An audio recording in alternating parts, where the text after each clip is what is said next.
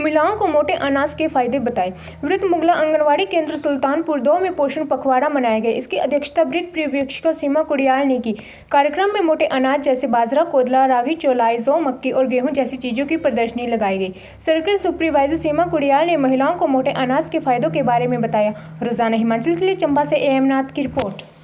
कार्यकर्ताओं और ये मोहल्ले से आई औरतें और अम्मा जी किशोरियाँ, जैसा कि आप सभी जानते हैं कि 20 मार्च 2023 को भी पोषण पखवाड़े की शुरुआत हुई है। पोषण पखवाड़ा आप जानते हैं, आप लोग तो जानती हैं। ये हमारे माननीय प्रधानमंत्री मोदी जी ने 8 मार्च 2018 को अंतर्राष्ट्रीय महिला दिवस पे पोषण अभियान की शुरुआत करी थी। तो ये पोषण अभियान 2018 से चला है। अभी शायद इसकी क्लोजिंग थी, पर इस वर्ष नहीं, 2024 में क्लोजिंग करेंगे 31 मार्च को। तो इस पोषण अभियान के तहत ही ये पोषण पखवाड़ा मनाया जाता है। ये मार्च में मनाया जाता है, कभी 20 से या कभी 15 मार्च से स्टार्ट हो जाता है। 15 दिन का ये मनाया जाता है पोषण पखवाड़ा, पोषण अभियान के तहत। और पोषण अभियान के तहत ये हमारा साल का एक महीना, सितंबर महीना, जो पोषण माह घोषित किया हमारी सरकार ने, उस महीने को हम पोषण माह के रूप में मनाते हैं। 1 सितंबर से लेके 30 सितंबर और 20 मार्च से लेके और 3 अप्रैल तक। ये थोड़ा आगे पीछे चलता है। ये 15 दिन हम पोषण पखवाड़ा मनाते हैं। कभी अप्रैल में स्टार्ट होता है पोषण पखवाड़ा, है ना। आई थिंक 2021 में ये अप्रैल में स्टार्ट हुआ था पोषण पखवाड़ा 15 दिन का। तो ये पोषण अभियान जो सरकार ने चलाया है, इसी के तहत ही नई नई थीम लेके हम आप लोगों को जागरूक करते हैं। कैंप्स लगा के, जागरूकता शिविर लगा के 2018 से ये सारी चीजें चली हुई है। और हमारी आंगनवाड़ी वर्कर भी 1 और 15 तारीख को अपनी आंगनवाड़ी सेंटर में CV कैंप करती, कम्युनिटी बेस्ड इवेंट। ये भी पोषण अभियान के तहत ही सिलेक्टेड किया हुआ है। 2018 से स्टार्ट हुआ है। इसके तहत भी 1 को तो THR बांटा जाता है, तब होता है ये CV कैंप, और 15 को। उसके दौरान भी हम ये पोषण माह में जो भी एक्टिविटीज बच्चों, किशोरियों, महिलाओं को जो मतलब पोषित करने के जो तरीके हैं वो हम बताते हैं कि नई नई आइटम, नई नई थीम लेके आते हैं। इस पोषण पखवाड़े की थीम हमारी सरकार ने डायरेक्टोरेट से ही दी है, अम्मा की रसोई। अम्मा की रसोई में क्या बोला गया है? अम्मा की रसोई में जो पुराने मोटे अनाज है, जो विलुप्त हो चुके हैं मोटे अनाज, उनको हमने प्रमोट करना है। उनको लोगों को उगाने के बारे में जागरूक करना है। मोटे अनाज में आपका आ गया कोदरा, अपनी लैंग्वेज में बोलते हैं कोदरा, ये चौलाई, सिमुल क्या बोलते हैं इसको, हाँ चौलाई। बाजरा है, बाजरा यहाँ उगाया जाता है, उग जाता है मुझे लगता है। बाजरा, रागी, एक होता है चना होती है एक, फिर एक वो होता है इनकी कुछ कुटकी होती है, यहाँ पे उगाई जाती है कि नहीं मुझे नहीं पता, कुटकी या कौन। ये चीजें हमें उगाने के लिए, लोगों को उगाने के लिए हम ये जागरूक करते हैं, क्योंकि इन चीजों का हमारे शारीरिक मानसिक विकास के लिए बड़े फायदे हैं। बच्चों के शारीरिक मानसिक विकास के लिए फायदा देता है ये कोदरा और बाजरा। इसमें सोडियम, प्रोटीन, फाइबर, कार्बोहाइड्रेट्स, ये सारे भरपूर मात्रा में होते हैं कोदरा और बाजरा में। ये सारे जो भी मोटे अनाज है इसमें। और इसमें बच्चों का शारीरिक और मानसिक विकास होता है। खून की कमी दूर होती है, जैसे किशोरियों को, महिलाओं को खून की कमी हो जाती है, तो ये चीजें खाने से खून की कमी दूर होती है। और सबसे ज्यादा इनका फायदा है, ये BP और शुगर को कंट्रोल करता है। BP और शुगर जो है आजकल के इस जनरेशन में छोटी उम्र में ही BP और शुगर हो रहा है लोगों को। तो ये आप लोगों से रिक्वेस्ट है, प्रार्थना है कि आप यहाँ पे है खेती बाड़ी वाले लोग हैं सारे, तो आप ये चीजें जब उगाई जाती हैं, जिस मौसम में उगाई जाती हैं, आप प्लीज ये चीजें उगाए। अंजू वाला ने मुझे लगता है ये लगाया हुआ, ये क्या है? बाजरा यहीं से लाया, इन्होंने उगाया बाजरा। पर पहले लोग पशुओं को खिलाते थे, पशुओं को नहीं खिलाना है। इनके अनाज, इनके बीज लेके पिसवा के रोटी या जैसे भी जो भी रेसिपी बनती है, आटा मिक्स करके, बाजरे के आटे में मुझे लगता है चावल का आटा बोलते मिक्स करके, ये इसकी रोटी बड़ी अच्छी बनती है। तो ये चीजें हमने खानी है, उगानी है, सबसे पहले तो खानी है। ये हमारे लिए, हमारे आने वाले बच्चों के लिए, गर्भवती धात्री जो भी है, इनके लिए बहुत फायदेमंद है। तो इसी थीम को लेके हम अम्मा की रसोई में ये सारी चीजें, ये जो मोटे अनाज है, इनको उगाने के बारे में हम ये प्रमोट कर रहे हैं। इसी के तहत हम जागरूकता शिविर कर रहे हैं।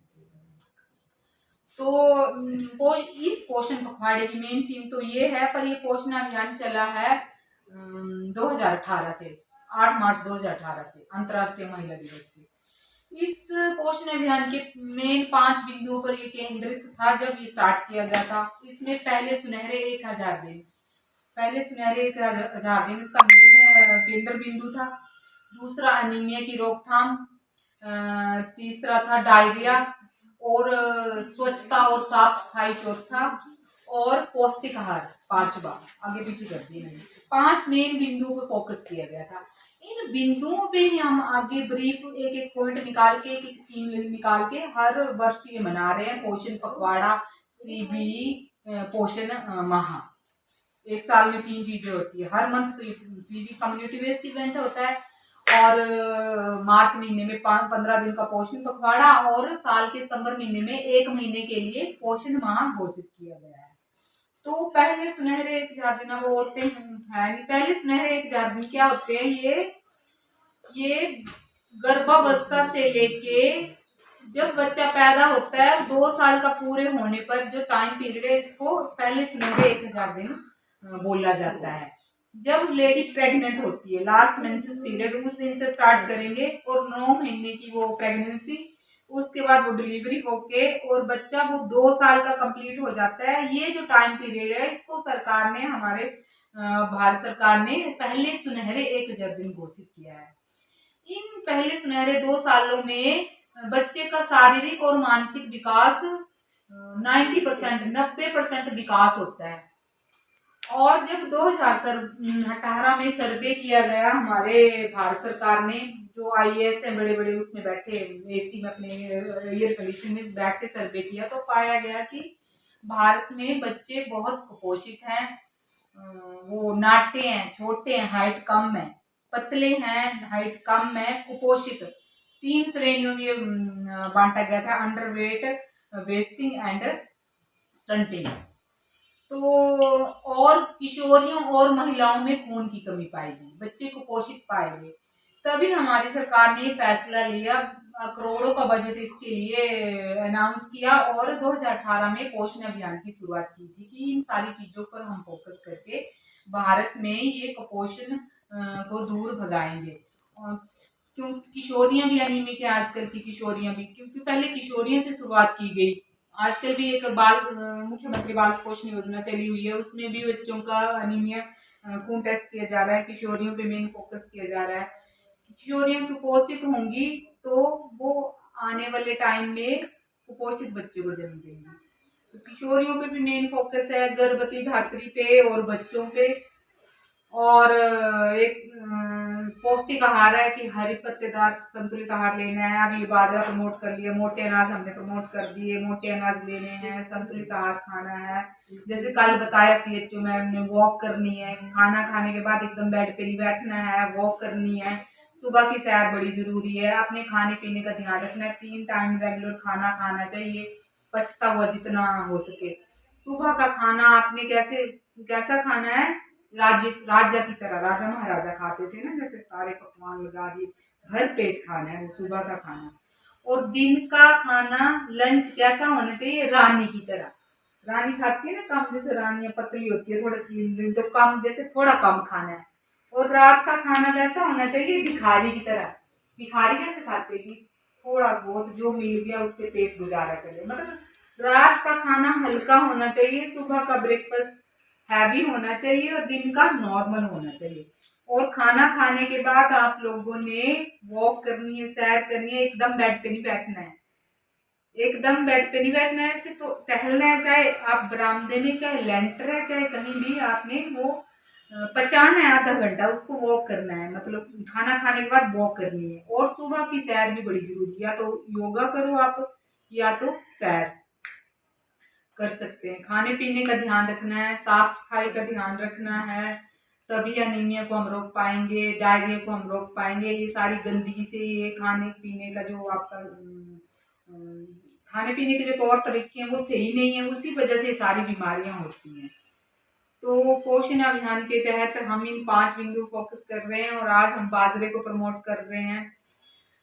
तो अब मैं ज़्यादा ना बोलने लगूँ तो बहुत सारी थीम्स है हमारे, जैसे बेटी बचाओ बेटी पढ़ाओ के लिए हमने किशोरियों के कैंप करे, वहाँ पे भी किशोरियों को मतलब ये अनीमिया के बारे में अभी वो दिन कैंप करा। वो दिन में ये था, इधर नहीं करा, मुझे लगता है यहाँ पे नहीं करा, वो दिन कैंप करा। सशक्त महिला योजना हमारी, उसके कैंप्स हमने करे। अगर यहाँ वर्कर ने किए होंगे तो आपको बताया होगा थोड़ा बहुत। सुल्तानपुर में हुआ है वो दिन कैंप या सशक्त महिला योजना का कैंप है? नहीं हुआ। हाँ, तो सशक्त महिला योजना में ये भी हमारी सरकार द्वारा चलाई जा रही स्कीम है, इसमें भी 10,000 स्कीम